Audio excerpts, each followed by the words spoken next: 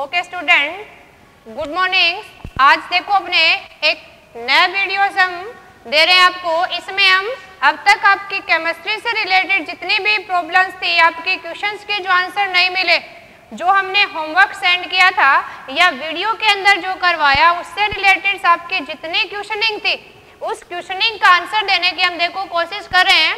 आगे से भी आपने क्या करना है, जितने भी आप वीडियो देखते हैं आपको होमवर्क दिया जाता है, उस होमवर्क के अंदर अगर किसी क्वेश्चंस का आंसर आप नहीं सोल्व आउट कर पा रहे, आपने कोशिश करनी है डेली के होमवर्क को डेली कमेंट्स में आप रिप्लाई दें। हर वीडियो को केयरफुली आपने कंसंट्रेशन के साथ देखना है, उसको पेन कॉपी लेके अच्छे से उसको अंडरस्टैंडिंग के साथ नोट भी करना है और क्वेश्चन सोल्व आउट करने हैं। फिर भी अगर आपका कोई क्वेश्चन ऐसा रह जाता है तो आपसे सोल्व नहीं होता है, आपने कोशिश करना है डेली के होमवर्क्स में डेली रिप्लाई करना है। देखो अब तक आपके कमेंट्स बॉक्स को देख के मैंने जितने आपके क्वेश्चन मिले, उन सारे क्वेश्चंस को हम सोल्व आउट करने की यहाँ देखो कोशिश करेंगे, जितने आपके क्वेश्चन हमें मिले। आगे से हम करेंगे कि आपने हर वीडियोस को देख के उससे रिलेटेड जितने हमें होमवर्क आपको प्रोवाइड करते हैं उसको सोल्व आउट करना है। आगे से हम अलग अलग क्लास के लिए अलग अलग डाउट वीडियो बनाएंगे। यहाँ पे आज हमारे पास जितने क्वेश्चन थे उनके लिए हम एक ही बना रहे हैं। 9 to 12 केमिस्ट्री से रिलेटेड जितने क्वेश्चनिंग हमें मिले, जो क्वेश्चंस आपने सेंड किए, यानी जिनका आंसर आपने मैच करना है या सोल्व आउट नहीं हो पाए, उसी को देखो 1 by 1 हम सोल्व आउट करें। जिसमें से आपके कमेंट्स बॉक्स में हमें एक 10th क्लास के स्टूडेंट ने भेजा है, सुरेश सांगवान के साइड के बेसिस पे। उसने पूछा है कि how can you find the acid and base. देखो बेटा, आपका क्वेश्चन है कि किसी भी सब्सटेंस को देख के हम कैसे फाइंड आउट करेंगे, यानी क्वेश्चनिंग आपकी ये थी कि how can find out given substances acid और बेस, यानी किसी भी सब्सटेंस को देख के हम कैसे फाइंड आउट करेंगे कि एसिड एंड बेस है ना। ये न्यूट्रलाइजेशन से रिलेटेड था, बाकी एसिड बेस यूनिट पूरा डिटेल से हमने पढ़ना है 10th क्लास में, लेकिन आपके माइंड में क्वेश्चन आ गया, अच्छी बात है। यही इसी को तो हम साइंस कहते हैं कि आपके माइंड में क्वेश्चनिंग आनी चाहिए कि ऐसा क्यों है, क्या है, ये वाई लगाना है। तो यहाँ आपका क्वेश्चन था कि हम कैसे फाइंड आउट करें कि कोई सब्सटेंस एसिड या बेस है। देखो अगर हम लैब में हैं तो किसी भी सब्सटेंस को हमने चेक करना है तो उसका सॉल्यूशन बनाते हैं और लिटमस पेपर से चेक करते हैं। अगर लिटमस पेपर आपका रेड हो गया तो कहेंगे कि क्या एसिड है, और ब्लू हो गया तो क्या कहेंगे, बेस है। आप कहेंगे जी हम तो घर पे हैं जी, कहाँ लिटमस पेपर है हमारे पास। तो हम जनरली चेक करेंगे अगर किसी कंपाउंड का फॉर्मूला हमारे पास है, यानी अगर एसिड बेस को आपने चेकआउट करना है, अगर हम स्कूल में हैं तो हम लेबोरेटरी में जाके चेक करते हैं with help of litmus paper, यानी प्रैक्टिकली अगर आपको कोई कंपाउंड फिजिकली प्रोवाइड कर दिया है तो हम उसको देख के बताएंगे कि किसकी हेल्प से, लिटमस पेपर की हेल्प से। जो भी गिवन कंपाउंड्स आपको मिलेगा, यानी जो भी कंपाउंड्स आपको प्रोवाइड है उस कंपाउंड को हम वाटर में डिजोल्व कर लेते हैं। यहाँ दोनों को मिलाने से आपके पास जो सॉल्यूशन बनेगा, इस सॉल्यूशंस के अंदर, यानी जो हमें ये सॉल्यूशन मिला, इसके अंदर हम लिटमस पेपर डीप करके देखेंगे। लिटमस पेपर क्या होता है, एक पेपर स्ट्रिप है ना। लेबोरेटरी में हमें केमिकल्स की तरह ही प्रोवाइड होती है। लिटमस पेपर को अगर हम डीप करके देखेंगे सॉल्यूशंस के अंदर, ये लिटमस पेपर डीप करने से अगर आपका लिटमस पेपर ओरिजिनली जो होता है वो पर्पल कलर का होता है, अगर ये लिटमस पेपर सॉल्यूशन में डीप करने के बाद अगर इसका कलर पर्पल से रेड टर्न हो जाए, या कैसा हो सकता है पर्पल से ब्लूइश हो जाएगा, तो हम उसके कलर को देख के बता सकते हैं। अगर पर्पल कलर से रेड कन्वर्ट हो गया तो हम कहेंगे कि गिवन सब्सटेंस या गिवन केमिकल इज एसिडिक, और अगर उसी लिटमस पेपर का पर्पल कलर कैसे कन्वर्ट हो जाए ब्लू, तो हम कहेंगे कि ये कैसा सब्सटेंस है, बेस है, बेसिक नेचर है इसका।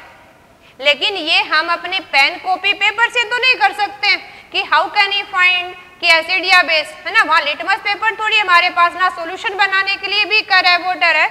ऐसे केस में किसी सब्सटेंस को एसिड बेस कैसे फाइंड आउट करेंगे, इसके लिए अपना एक अच्छा सा तरीका है कि जो भी आपको कंपाउंड्स गिवन है या हम किसी दो कंपाउंड्स लेट हम मान लेते हैं ये फर्स्ट और सेकंड कंपाउंड है, इन दोनों की हमने रिएक्शन करवा दी है।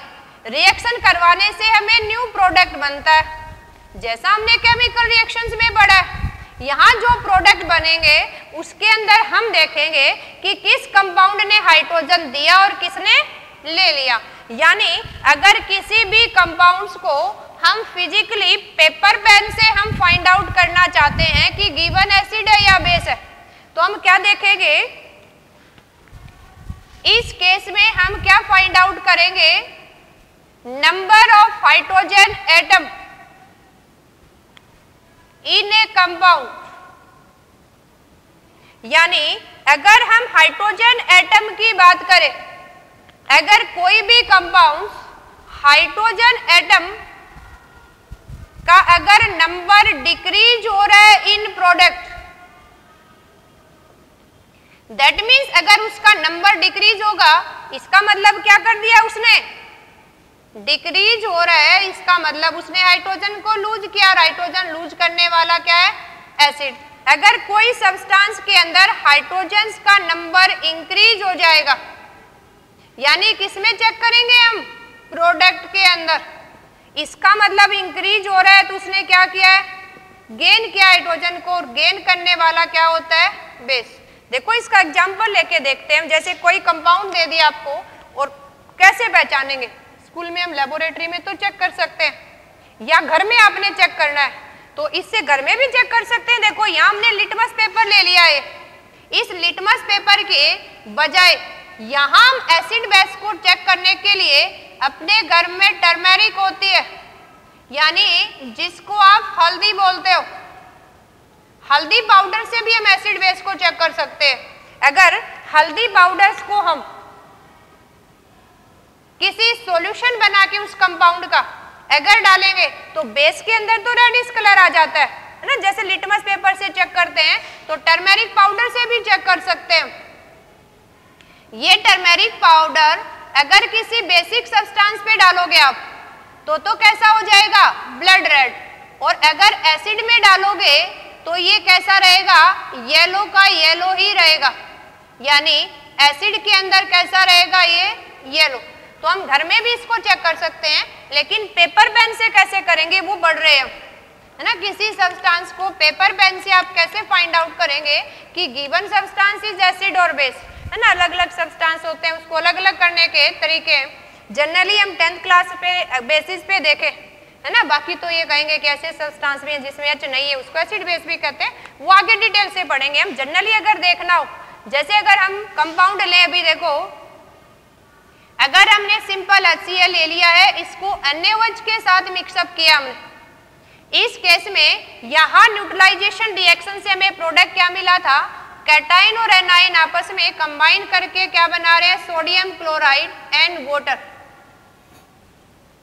देखो इस केस में अगर देखें हम, यहाँ जो हमारे पास सब्सटेंस है हाइड्रोक्लोरिक एसिड, ये सोडियम क्लोराइड के अंदर प्रोडक्ट दे रहा है, यानी जब हाइड्रोजन क्लोराइड से सोडियम क्लोराइड बना तो ये जो हाइड्रोजन था इसका नंबर क्या हो गया, यहाँ डिक्रीज। अगर किसी का हाइड्रोजन नंबर क्या हो रहा है, डिक्रीज, दैट मीन्स क्या कर रहा है, ये लॉस ऑफ हाइड्रोजन कर रहा है, हाइड्रोजन को छोड़ रहा है। और जिसमें हाइड्रोजन लूज करने की टेंडेंसी है, जो लूज करेगा उसको हम क्या बोलेंगे, एसिड, है ना। हम ऐसा एग्जाम्पल ले रहे हैं जिसका आपको पहले से पता है एसिड है, ताकि आपको ये अपना आंसर कंफर्म हो जाए। इसी तरह से अगर देखो हम बेस की बात करें, इसमें आपका हाइड्रोक्साइड आयन है, यानी इसमें एक H आयन था, और जैसे इसने वाटर में चेंज किया तो यहाँ कितने H दिखाई दे रहे हैं हमें, 2। दैट मीन्स इसने हाइड्रोजन एटम क्या किया है, गेन किया है, तो इसका नंबर क्या हो गया, इंक्रीज।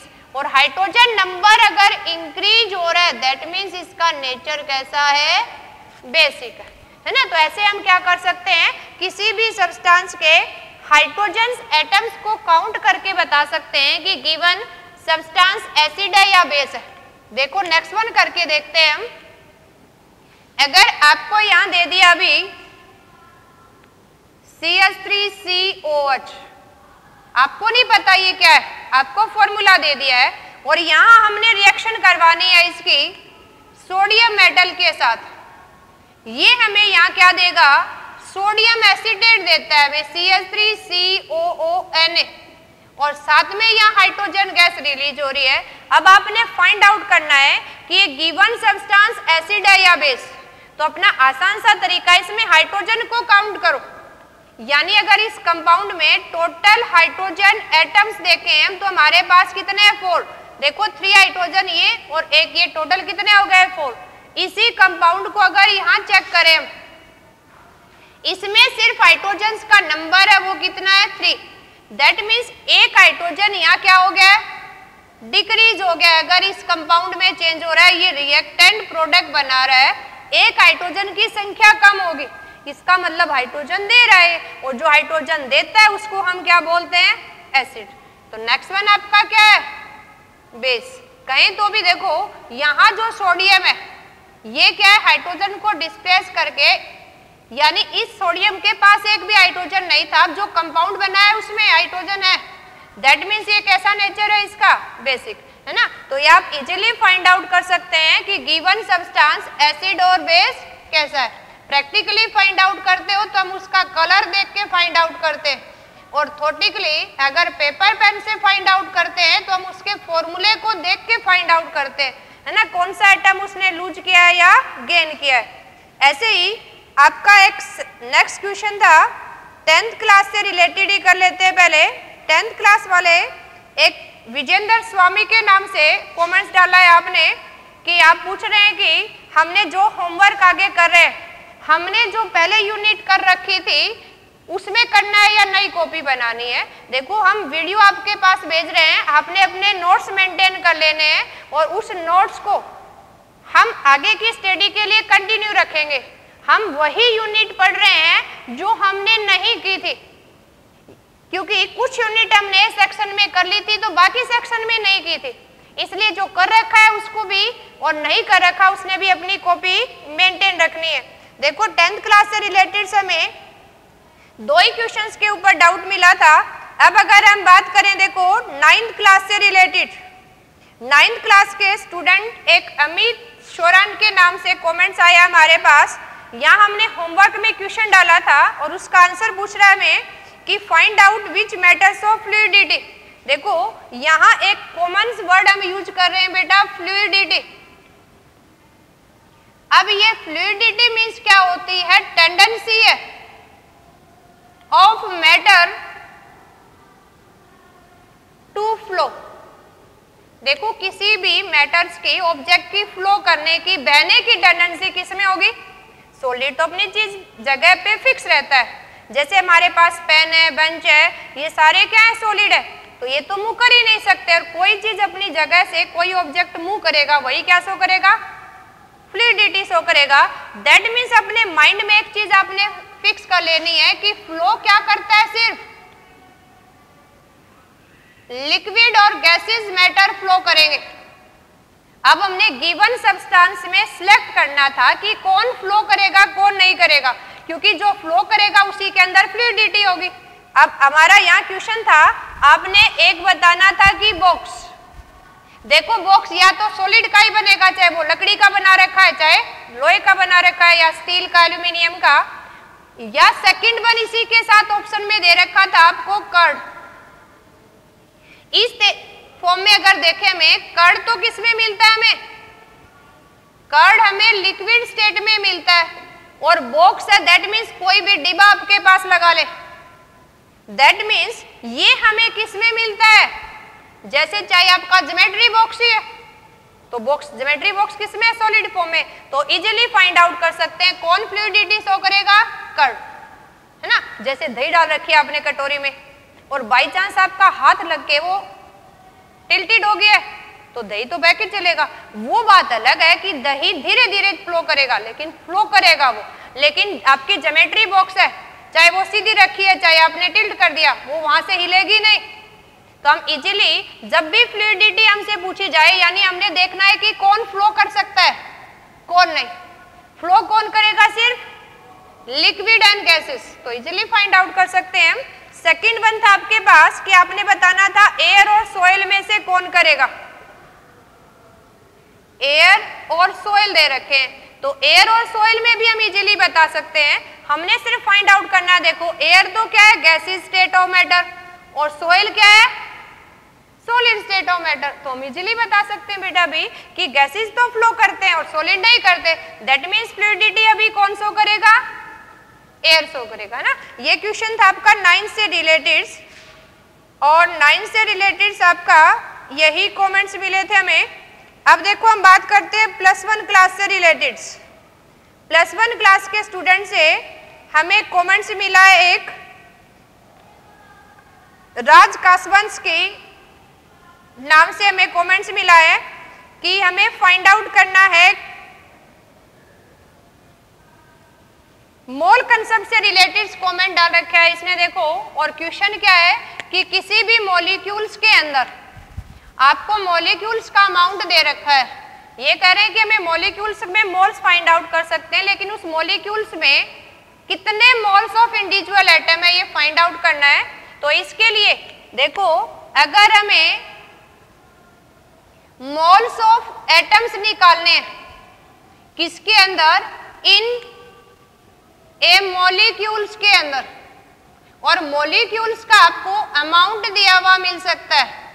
यानी या तो मॉलिक्यूल्स के आपको मोल गिवन हो, या मॉलिक्यूल्स के आपको पार्टिकल्स का नंबर्स गिवन हो, या आपको मॉलिक्यूल्स का क्या हो? वॉल्यूम गिवन हो।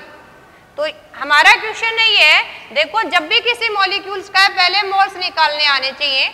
जैसे हमें निकालना है अपना क्वेश्चन, सिंपली ले लें, अगर 4.9 ग्राम ऑफ सल्फ्यूरिक एसिड है हमारे पास, और हमने करना है find out moles of hydrogen atom.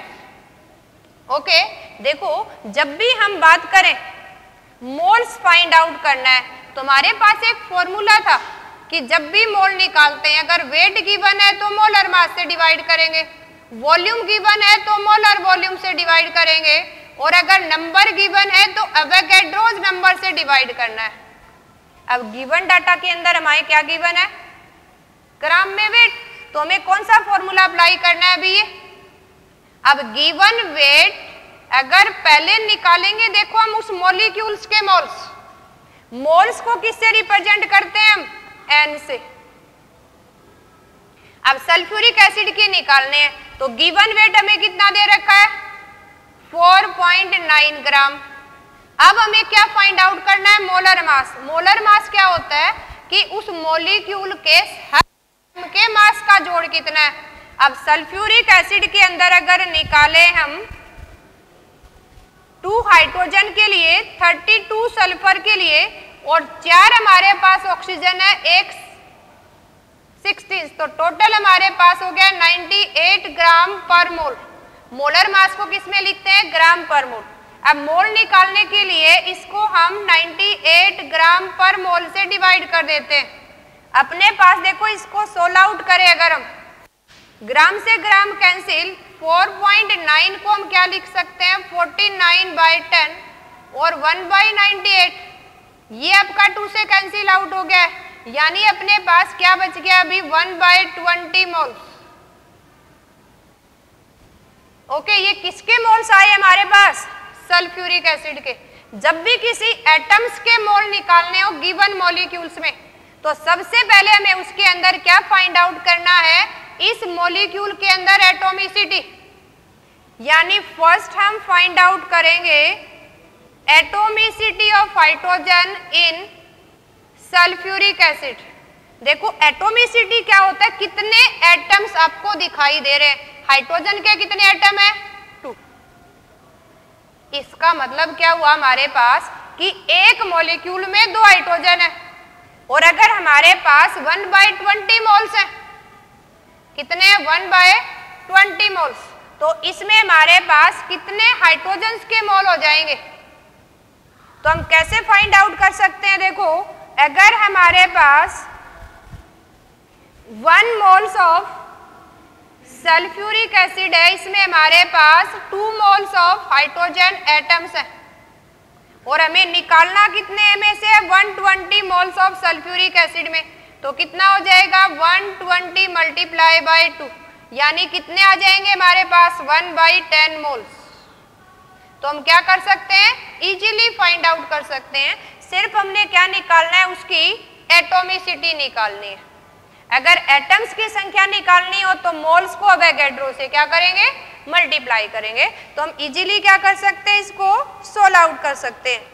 इसी तरह से देखो, ये आपके +1 से रिलेटेड प्रॉब्लम थी। अब हम बात करते हैं कि +2 से रिलेटेड क्या प्रॉब्लम्स है आपकी, यानी 12th क्लास के स्टूडेंट ने जो हमें प्रॉब्लम सेंड की है, जो उसको क्वेश्चन सोल्व आउट करते टाइम सोल्व नहीं हुआ या कहीं मिस अंडरस्टैंडिंग रही है, उससे रिलेटेड देखो हमें कमेंट्स किया एक 12th क्लास से रिलेटेड करतार मान के नाम से कमेंट्स मिला हमें, जिसमें इसने पूछा है कि vapour pressure versus temperature graph draw करना है। हमने देखो हमने ग्राफ्स डिस्कस करना है किसके लिए, वेपर प्रेशर वर्सेस टेम्परेचर, और ये ग्राफ हम किसके लिए ड्रा कर रहे हैं, डिप्रेशन इन फ्रीजिंग पॉइंट। देखो जितना हम बात कर रहे हैं ये अपना सॉल्यूशन से रिलेटेड है, और डिप्रेशंस का मीनिंग क्या है, कितना डिक्रीज हो गया। अब डिक्रीज इन फ्रीजिंग पॉइंट निकालना है, और जब हम ये डिक्रीज इन फ्रीजिंग पॉइंट किसका निकाल रहे थे, जैसे ही किसी सॉल्वेंट के अंदर हम नॉन वोलाटाइल सॉल्यूट ऐड कर देते हैं, इस नॉन वोलाटाइल सॉल्यूट ऐड करने की वजह से यहाँ कितना डिक्रीज हो गया, किसके अंदर, फ्रीजिंग पॉइंट ऑफ सॉल्वेंट। ये अपना क्वेश्चन है और इसको हमने ग्राफिकली शो करना है ना। तो ग्राफ कैसे शो करेंगे, हमने वेपर प्रेशर के लिए ग्राफ ड्रा करना है, यानी या हम ड्रा कर लेते हैं वेपर प्रेशर, इस एक्सिस पे हम मेंशन कर रहे हैं टेम्परेचर के साथ कैसे वेरी करेगा। देखो जनरली तो हमें गेल-ल्यूसेक्स लॉ से पता है कि pressure directly proportional to temperature है, लेकिन यहाँ हम बात कर रहे हैं एक सॉल्यूशंस की, यानी सॉल्यूट प्लस सॉल्वेंट से हमें क्या मिला, एक सॉल्यूशंस, और सॉल्यूशन में सॉल्वेंट और नॉन वोलाटाइल सॉल्यूट है। देखो हमें पता है कि टेम्परेचर और प्रेशर डायरेक्टली प्रोपोर्शनल है, यानी pressure directly proportional to temperature है ना, गैसेस स्टेट में हम पढ़ते हैं गेल-ल्यूसेक्स लॉ से। तो हमें अब बात करनी है कि सॉल्वेंट और सॉल्यूशन से रिलेटेड।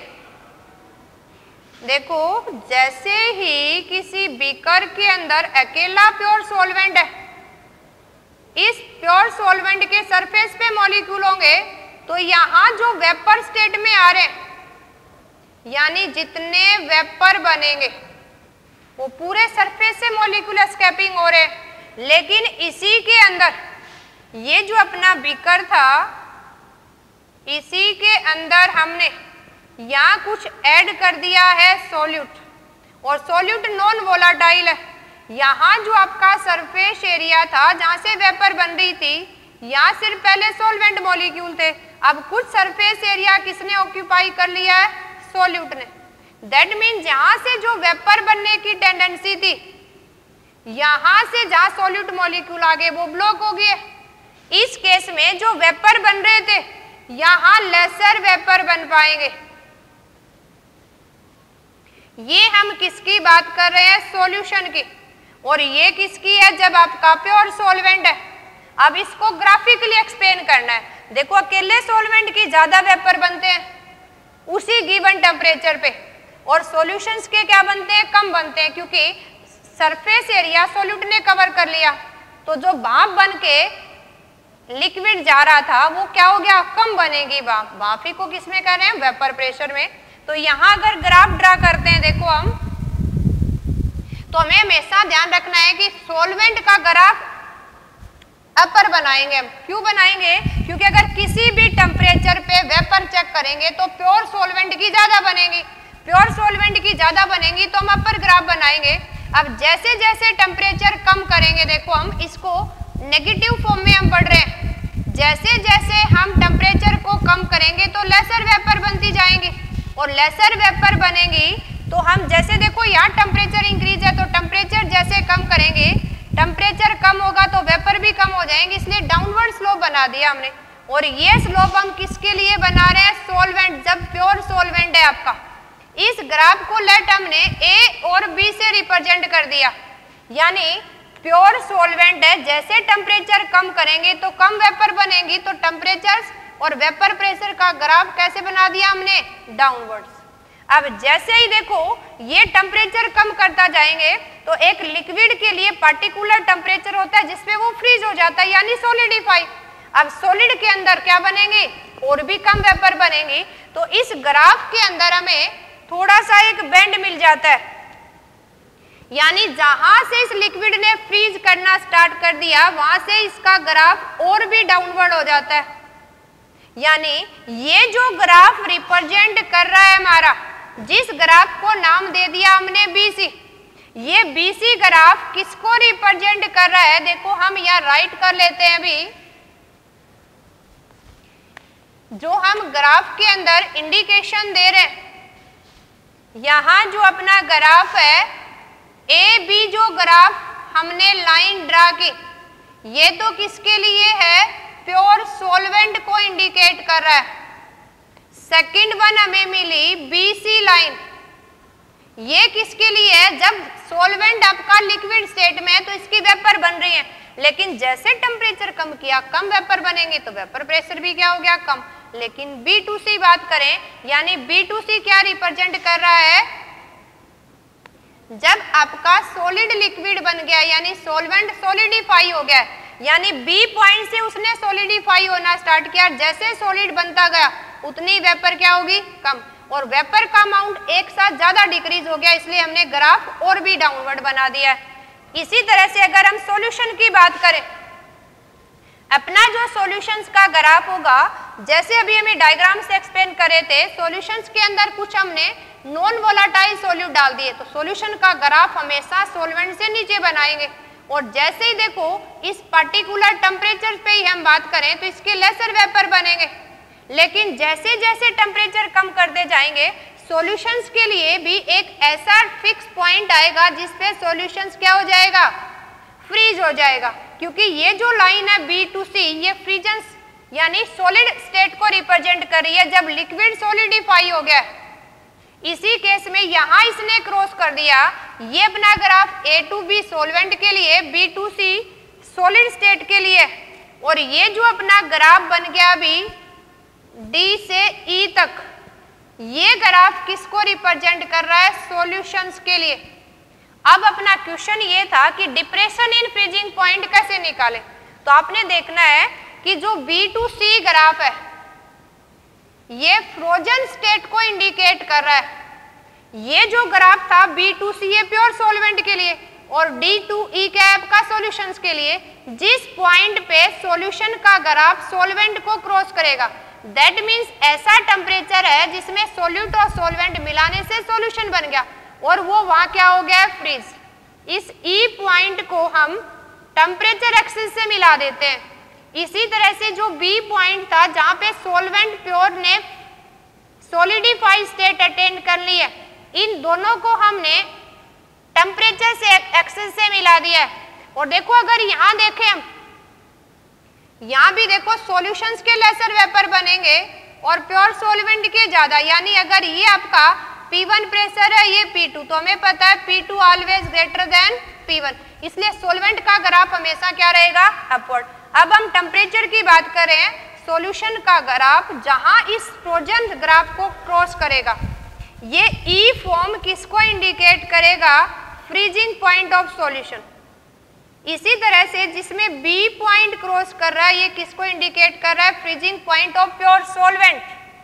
अब हमने निकालना क्या है? डिप्रेशंस कि कितना डिक्रीज हो गया प्योर सॉल्वेंट जो T0F टेम्परेचर पे फ्रीज हो रहा था और उसमें नॉन वोलाटाइल सॉल्यूट ऐड करने से वो और भी कम टेम्परेचर पे हो गया। कितना डिक्रीज हुआ यहाँ, इन दोनों का को हम इंडिकेट करते हैं किससे, डेल्टा टीएफ से।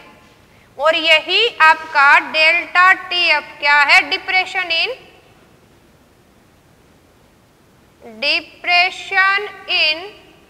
Freezing point.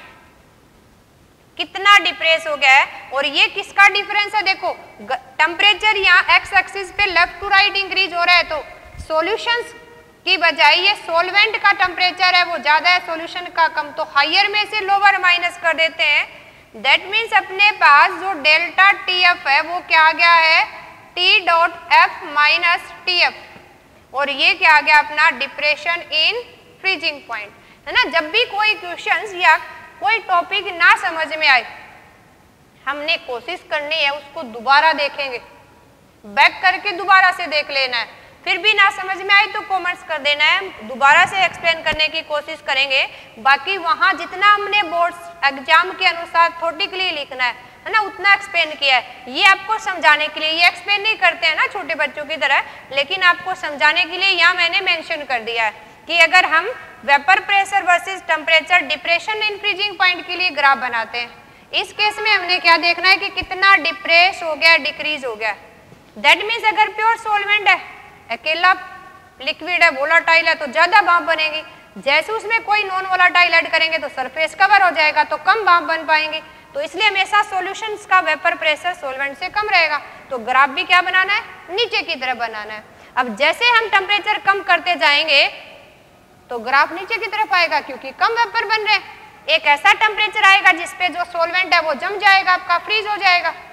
जैसे हम कहें कि आपके पास 25 डिग्री टेम्परेचर है, 25 से जैसे कम करते हुए लाएंगे, आपका 0 डिग्री जैसे आएगा तो वाटर फ्रीज हो जाएगा।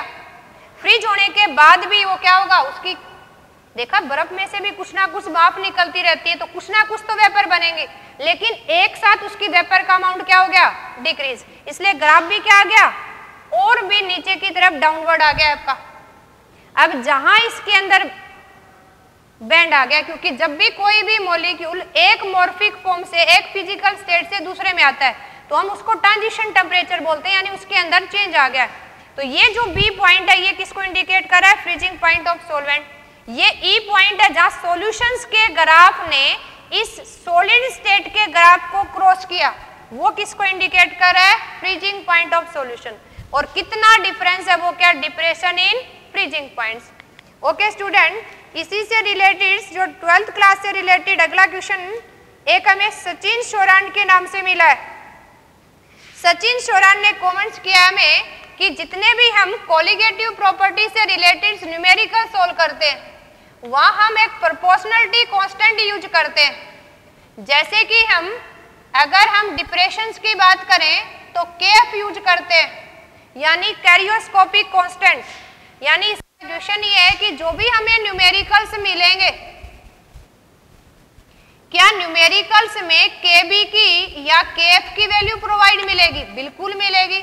हर क्वेश्चंस में हमें कांस्टेंट जो भी क्वांटिटीज है उसकी वैल्यू प्रोवाइड मिलेगी हमें, और वही हमने इबिलियोस्कोपिक या कैरियोस्कोपिक की वैल्यू है या आपकी आर गैस कांस्टेंट की है। जितनी भी कांस्टेंट टर्म है, चाहे कंपटीशन एग्जाम है चाहे बोर्ड का है, हमें उस न्यूमेरिकल्स में वैल्यू प्रोवाइड होगी। बाई चांस अब आपका टेस्ट नेम ऊपर वाले न्यूमेरिकल में दे रखा है तो नीचे वाले में ना दे, ऐसा हो सकता है। लेकिन कोई भी कंपटीशन का या बोर्ड एग्जाम है उसमें हमें कांस्टेंट टर्म की वैल्यू मिलेगी 100%।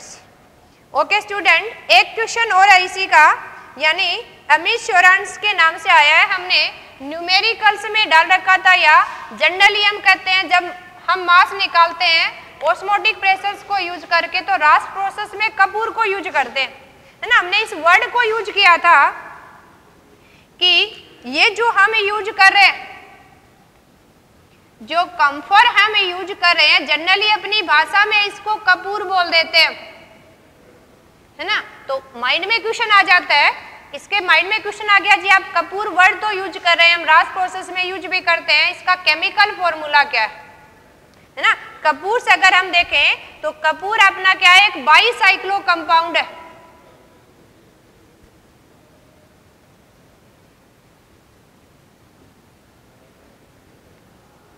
ये बाईसाइक्लो कंपाउंड कैसा है, अगर इसका हम स्ट्रक्चर ड्रा करें, देखो ये कंपाउंड्स हमारे पास कपूर का अगर ड्रा करें तो ये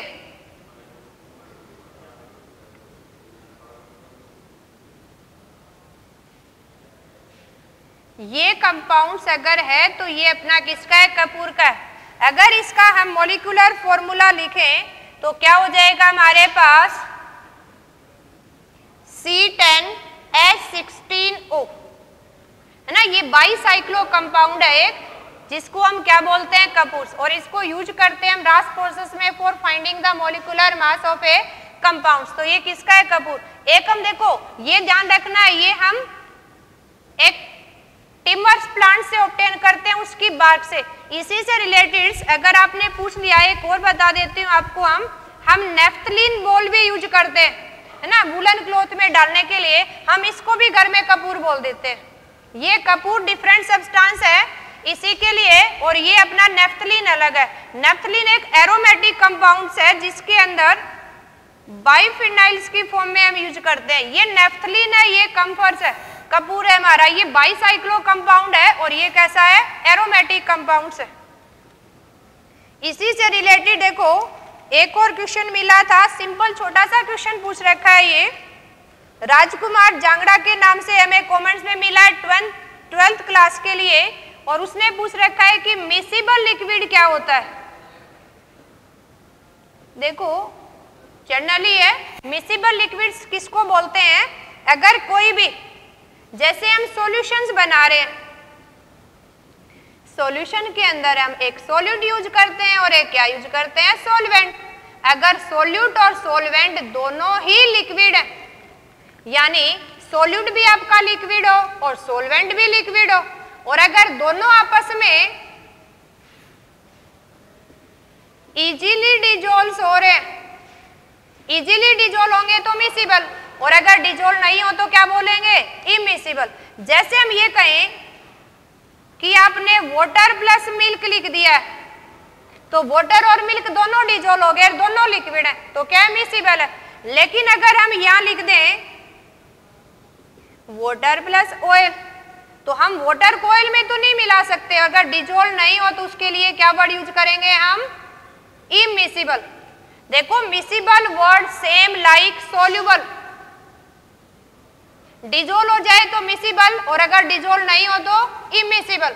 लेकिन जब सॉलिड को लिक्विड में मिलाएं और वो घुल जाए तो हम सोल्यूबल वर्ड यूज करते हैं, लेकिन लिक्विड को लिक्विड में मिलाएं और वो उसके अंदर टोटली मिक्सअप हो जाए, एक यूनिफॉर्म बन जाए, तो उसको क्या वर्ड यूज करते हैं हम, मिसिबल, है ना। मिसिबल और सोल्यूबल आर सेम, लेकिन कब यूज करते हैं, डिफरेंट क्या है, सॉलिड को लिक्विड में मिलाएं और वो घुल जाए तो सोल्यूबल, और लिक्विड को लिक्विड में मिलाएं और वो उसके अंदर घुल जाए तो क्या वर्ड यूज करते हैं हम, मिसिबल्स। देखो ये क्वेश्चन थे रिलेटेड टू 9 to 12th।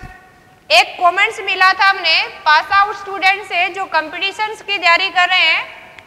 देखो बाकी हमें कोशिश करनी है कि जो टॉपिक चल रहा है उसी से क्वेश्चन पूछना है, लेकिन एक क्वेश्चन हमें मिला था नवदीप भारद्वाज के आईडी से में, और नवदीप भारद्वाज ने हमें पूछा कि आपने equilibrium constant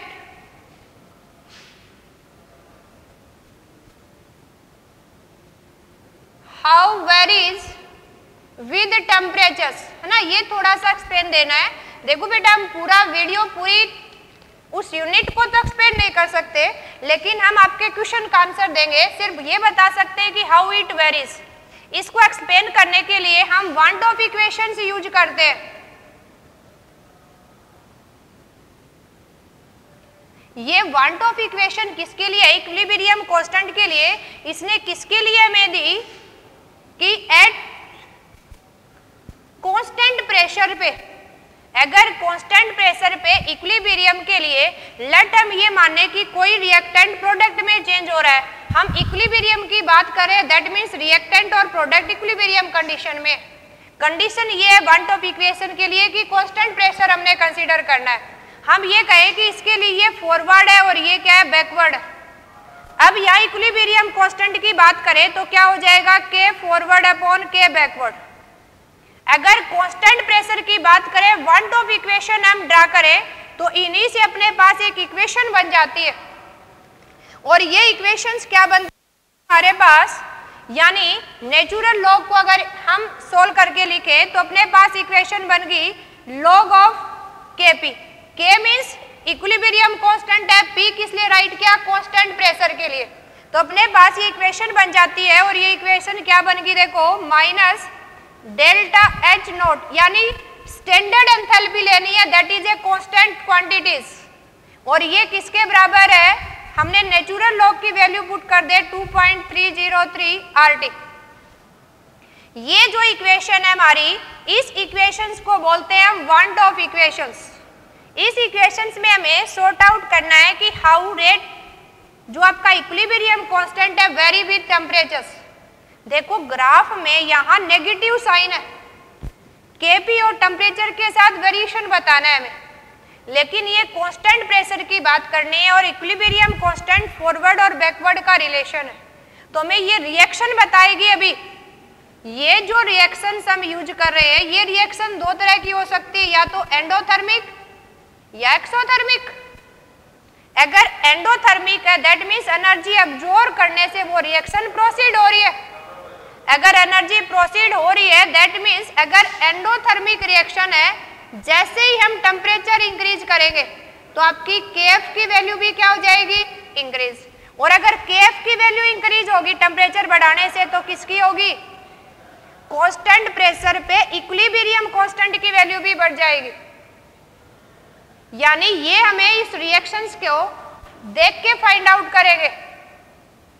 reaction endothermic exothermic है वो किससे पता चलेगा, एंथैल्पी से, कि स्टैंडर्ड एंथैल्पी चेंज अगर नेगेटिव है दैट मीन्स एक्सोथर्मिक प्रोसेस है। देखो किसी रिएक्शंस में डेल्टा H अगर नेगेटिव है दैट मीन्स कैसा एक्सोथर्मिक प्रोसेस, और अगर डेल्टा H यानी एंथैल्पी क्या है, पॉजिटिव, दैट मीन्स क्या है, एंडोथर्मिक प्रोसेस है। तो इससे हम सॉर्ट आउट कर लेंगे कि प्रोसेस कौन सा है। और अगर एंडोथर्मिक है तो टेम्परेचर बढ़ाने से फॉरवर्ड कांस्टेंट बढ़ेगा तो Kp की वैल्यू क्या होगी, इंक्रीज। अगर हमारे पास एक्सोथर्मिक प्रोसेस है, एक्सोथर्मिक प्रोसेस है दैट मीन्स हीट रिलीज हो रही है, तो जैसे हम टेम्परेचर बढ़ाएंगे एक्सोथर्मिक में, जैसे टेम्परेचर बढ़ाएंगे तो Kb की वैल्यू बढ़ेगी अभी, यानी rate constant for backward reactions. और अगर बैकवर्ड रिएक्शन का देखें तो किस में है, डिनोमिनेटर में है, तो ये तो इनवर्सली प्रोपोर्शनल है। यानी एक्सोथर्मिक रिएक्शन की कंडीशन में टेम्परेचर बढ़ाने से इक्विलिब्रियम कांस्टेंट की वैल्यू क्या होगी, डिक्रीज।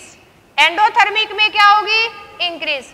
कई बार इसके न्यूमेरिकल्स में या तो डायरेक्टली हमसे ये पूछ लिया जाता है गिवन टर्म्स, कई बार दो कंडीशंस में, तो हम राइट अप कर सकते हैं log Kp2 अपॉन Kp1, और अपने पास देखो नेगेटिव को सोल्व आउट करने के लिए ये लिख देते हैं स्टैंडर्ड एंथैल्पी 2.3 R।